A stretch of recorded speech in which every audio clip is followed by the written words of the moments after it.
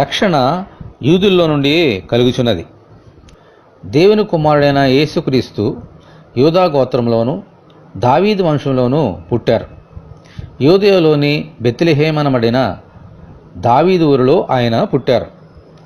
అక్కడ కొందరు గొర్రెల కాపరులు పొలంలో ఉండి రాత్రివేళ తమ మందను కాచుకొనుచుండగా ప్రభుదూత భయపడుకుడి, ఇదిగో ప్రజలందరికీ కలగబోవు మహా సంతోషకరమైన సువర్తమానము నేను మీకు తెలియజేయుచున్నాను.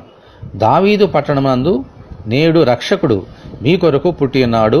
ఈయన ప్రభువైన క్రీస్తు అని వారికి సువార్త ప్రకటించాడు. ఈ రక్షణ కేవలము యూదులకు మాత్రమే కాదు, ప్రపంచంలోని మనుషులందరికీ. ఆమేన్, హల్లెలూయా. అందుకనే ఆయన అందరికీ ప్రభు. చాలామంది ముఖ్యములో పొరబడుతున్నట్లు ఆయన అమెరికాలోనో ఇంగ్లండ్లోనో పుట్టలేదు.